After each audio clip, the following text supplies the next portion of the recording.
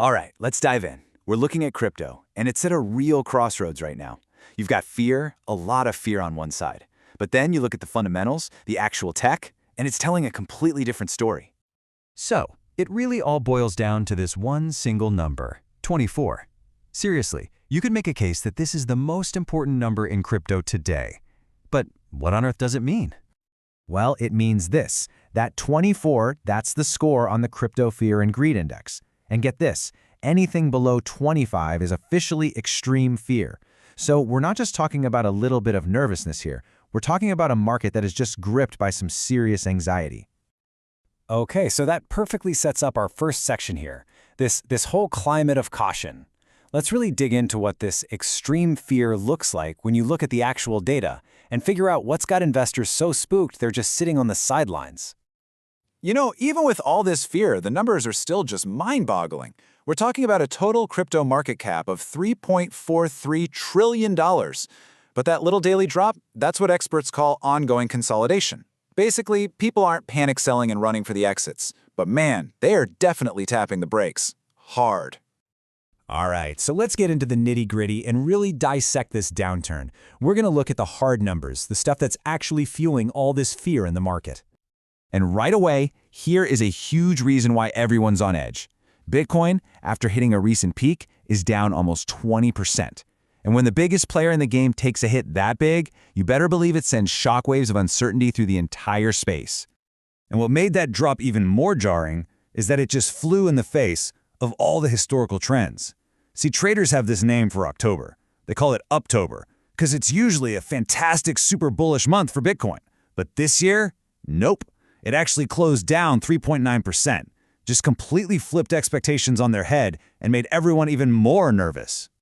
And it's not just about Bitcoin either. Take the Altseason Index. This basically tracks how all the other coins, the altcoins, are doing compared to Bitcoin.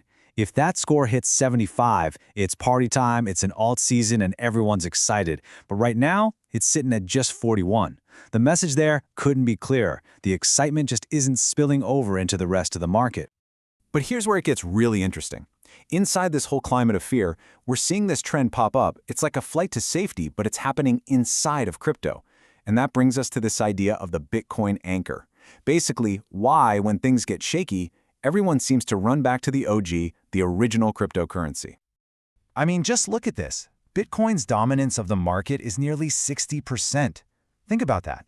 Out of that massive $3.43 trillion market, most of the money is anchored right there in Bitcoin.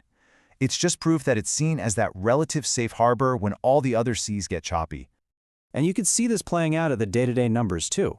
Yeah, sure, some of the big altcoins like Solana and XRP are bouncing back a bit stronger in the short term, but look at Bitcoin. It's holding steady, still in the green. It's so clear that when things get volatile, the money flows toward what feels stable, not the riskier bets. Okay, so we've definitely established the fear factor. It's real, but that's only one side of the coin. Now we're going to pivot and look at the total counter-narrative. Let's look past the daily price swings and check out the really bright spots on the horizon. We're talking about actual fundamental growth and some amazing innovation. And wow, what a counter-narrative it is. While you've got traders getting scared in some parts of the world, just look at the unbelievable year-over-year growth in Latin America. Over 110% in Brazil alone. This isn't just people gambling on prices. No, this is real-world use. People are using it to fight inflation, to send money home. This is fundamental demand. In that story, that real-world use case, it's just picking up speed. In fact, when you start to see where crypto is overlapping with other huge technologies, the growth is just explosive. Let's just quickly hit on 3 huge areas. So first up, AI and crypto. The tokens that blend these two worlds together, they've already blown up into a $39 billion market. Just incredible. Okay, next. Think about the basic plumbing of this whole new financial system. Stablecoins. They're now handling over $8 trillion in transactions every single year. I mean, that is just a massive statement about how useful they've become for global business.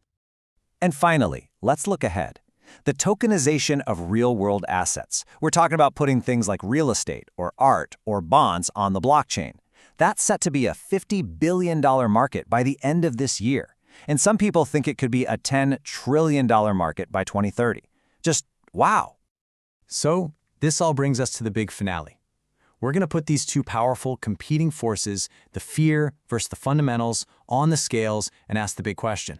What's the market's next move? So this is really where we are. On one side, you've got these major headwinds pushing against us, that extreme fear, that big price correction.